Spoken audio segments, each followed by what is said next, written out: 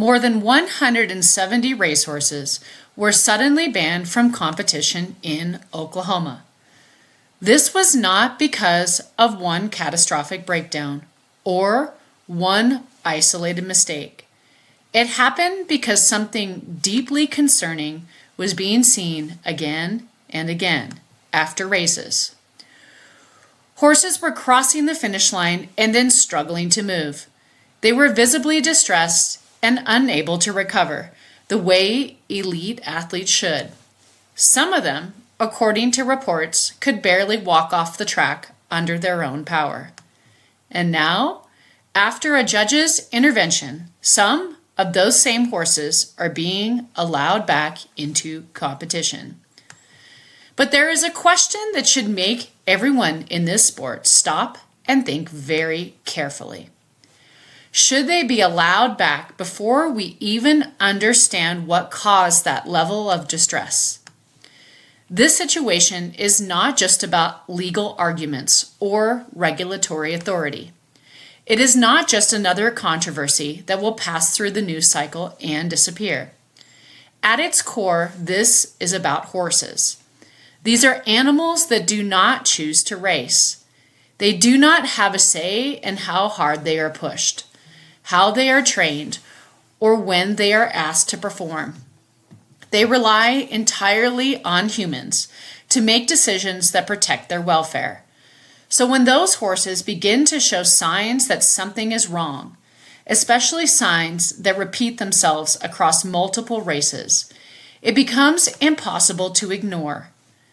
The Oklahoma Horse Racing Commission stated that it identified what it described as an abnormal and materially elevated pattern of severe post-race distress. That wording may sound technical, but the reality behind it is very clear. This was not about one horse having a difficult race. This was not about one moment of bad luck. This was about a pattern. Multiple horses were not recovering properly after races. They were showing signs of extreme physical stress. In some cases, they were unable to leave the track without assistance. That is not normal for a healthy, well-conditioned racehorse. These animals are trained specifically for speed and endurance. They are conditioned to handle the physical demands of racing. When they finish a race and cannot walk away properly, something has gone wrong. There are many possible explanations for that kind of distress. And that is what makes the situation even more serious. It could be related to training intensity. It could be related to conditioning practices. It could involve underlying health issues that were not detected in time. It could even be linked to substances, medications, or gaps in regulatory oversight. The truth is that right now there is no clear public explanation that fully accounts for what happened. And that uncertainty is the most concerning part. Because when you do not know the cause, you cannot guarantee that it will not happen again, and that horses will not die. Faced with this pattern, the commission made a decision. It placed 171 horses on the stewards list, effectively removing them from competition. From a welfare perspective, that kind of action is understandable. When something appears to be going wrong repeatedly, stopping the situation can be the safest immediate response. It allows time to investigate. It allows time to gather information. It creates an opportunity to understand what is actually happening before more horses are put at risk. However, that decision did not go unchallenged. Trainer Jed Vane and owner Matt Dunn pushed back against the shutdown. They argued that they had not been accused of any specific violations. They stated that there were no confirmed drug positives tied to their horses. They believed they were being punished without due process. They took the matter to court, and a judge issued a temporary restraining order. That order allows them to begin entering horses again at Remington Park. From a legal standpoint, this decision focuses on fairness and procedure. It reflects the principle that penalties should be tied to clear evidence and that individuals should have the opportunity to defend themselves. But while the legal process addressed fairness, it does not answer the most important question in this situation. Why were these horses showing such severe distress after races? That question remains unanswered. There has been no clear explanation that fully accounts for the pattern described by the Commission. There has been no definitive reassurance that whatever caused those symptoms has been identified and corrected. And without that understanding, allowing these horses back into competition raises serious concerns. Because if something caused that level of distress once, there is no guarantee it will not happen again. It is important to think about what this actually looks like in real terms.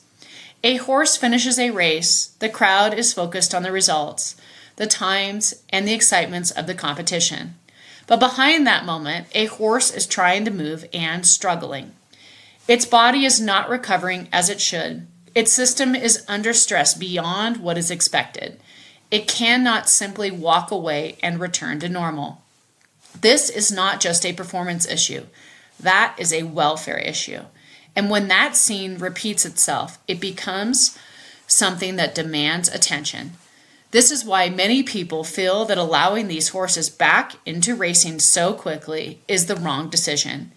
It is not because fairness does not matter.